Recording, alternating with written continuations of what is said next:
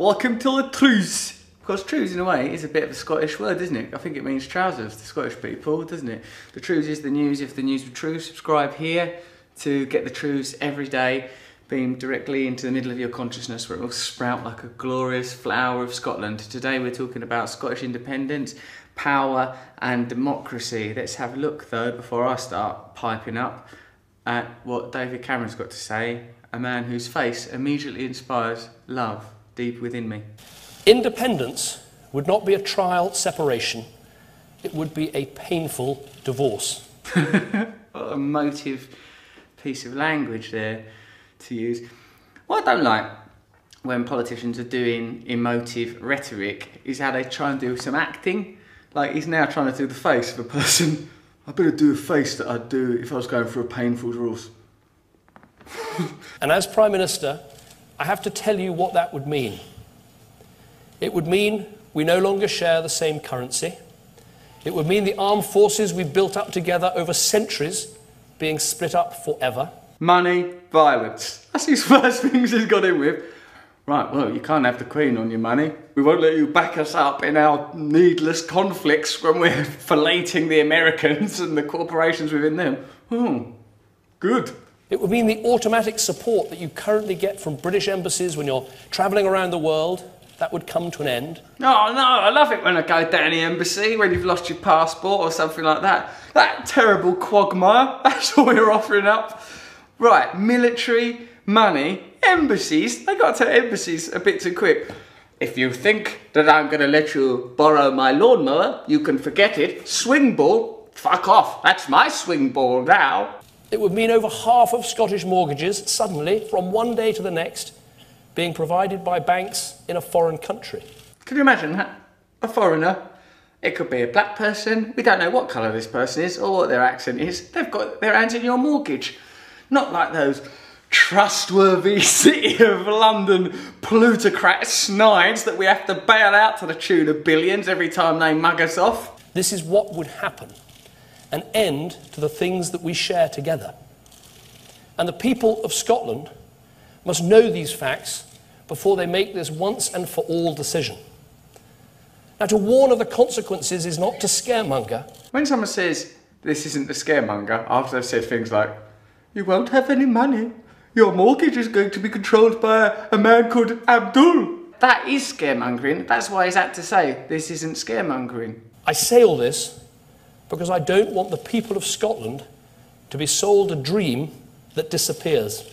If I was Scottish, I think, where have you been, you cunt? It's like he's just suddenly shown up, going on about how much he's into everything in Scotland.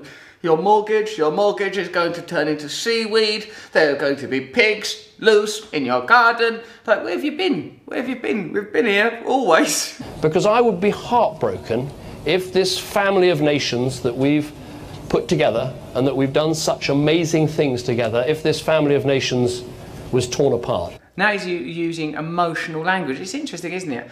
Heartbreak and family and divorce, because what they know is that the Yes campaign galvanises people on a nationalistic, tribal level. Scottish people have got their culture and their folk heroes and their myths and their identities.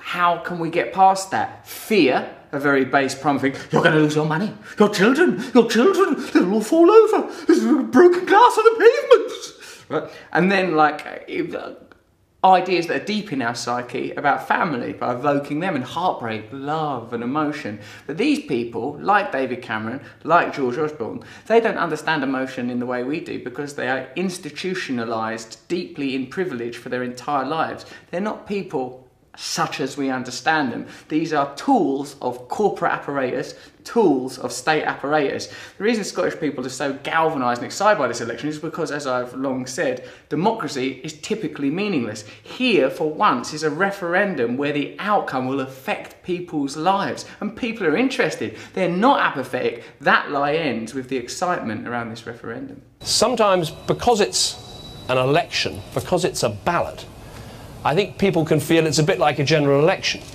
that you make a decision and 5 years later you can make another decision. If you're fed up with the effing Tories, give them a kick and then maybe we'll think again. Don't try and be normal, mate. Don't try and fed up with the effing Tories and that pie-faced, moon-faced toffee-nosed, privileged tool of the cruel and corporate David Cameron. Hold on a minute, I am David Cameron! If Scotland voted no to separation, the rest of the United Kingdom would say yes to further devolution.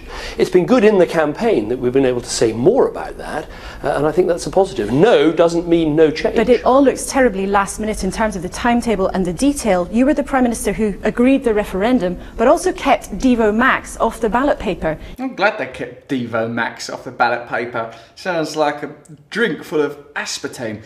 Devo Max, why not try Devo Max? It's a meaningless compromise. They try to pull you into the bureaucracy all the time. Can Scotland be independent and keep sterling? How's Scotland going to defend itself? How much North Sea oil revenue can independent Scotland extract? Devolution of the NHS? Currency union? Like EU? Really though, this is about, you know what this is about. This is about people's emotions and people's sense of connection to land and their sense of having some authority and ownership of their lives. Feelings that we don't get anymore because we know that politics is abstracted from us and interacts in some aloof, ethereal world of high finance. With us, they're just like, oh yeah, no, $1 billion is going to cost $1 billion to save the NHS. We ain't got it, I'm afraid. There's been a financial collapse. We need 700 billion to save the city. Here you go. Oh, what? So like now, when people get an opportunity to interact and engage with something they feel affects them, they're interested and they're impassioned. And I would say that we don't only want devolution for Scotland, we want further devolution. Devolution right down to the city level, an independent Manchester, an independent Newcastle, an independent London, independence everywhere. So we're all engaged. We're all controlling our own authorities, our municipal authorities, our own utilities and facilities, because what they've got, when they're talking about power, we're more powerful together. We're whose power? Who gets to use that power? Does the NHS get to use that power? Do unemployed people get to use that power? Do homeless people get to use that power? Whose power is it? People like David Cameron's, rich people's power. I feel passionately about our United Kingdom. I desperately want our country to stay together. I very much hope that Scotland will vote no, and that will trigger further devolution. But I'm a Democrat. I'm a Democrat. I like democracy, where rich people vote about rich people stuff and then we do rich people things. This kind of democracy, where ordinary people vote, I don't like this very much. Democracy, in a democracy, you wouldn't have the leaders of all three parties all going up there, and even Farage, all four of them, going up there together to say exactly the same thing. There's your democracy. There's your choice. They all believe the same thing. They all work for the same people. For Scotland, I hope it's better. I hope Alex Salmond and the government that you get in an independent Scotland is better, and that the power goes to the people, not to the corporations that the politicians work for. I want our United Kingdom to stay together. I believe we're stronger, safer, better off. I think you're stronger, safer, better off. In this dangerous world of instability and problems and threats, the most recent of which we can see from Syria and Iraq. What? What, ISIS? We've spoke to ISIS. They said if Scotland go independent, they're going to go over there and lop heads off left and bloody right. Do you wish that you personally, perhaps, and the Union campaign had made more effort earlier on? Well, I believe I fought this campaign very hard. I mean, this is something like my 11th major intervention into this campaign. I'm intervening in the campaign. This is the campaign. It's going quite badly. What this is people sense a little bit of autonomy. People sense a little bit of democracy, and people are impassioned and people are interested. I think give people more democracy, give people something worth voting for, and everyone will vote for it, including me. It is a campaign of all of those parties and people and trade unions and voluntary bodies and charities and people who have nothing to do with politics, who want Scotland to stay part of our family of nations, and those who want us to leave. Well, just decide for yourselves, eh? If I had any opportunity to vote and fuck them lot off, I'd vote for it. I hope one day all of us get an opportunity to vote for a new kind of politics. I'm not saying that's what Scotland are getting, but I'm saying that the feeling, the euphoria, the excitement, the unity among Scottish people is precisely because it does feel like there's a point, and that exposes the flaw in our democracy, that it is meaningless, and they do serve absent corporate bodies, not the population that they're elected to serve. That is some truths.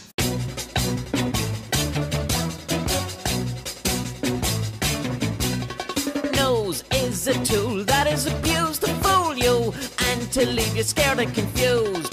Truths is like the nose. If the nose was true, I want some truths. Let's have some truths.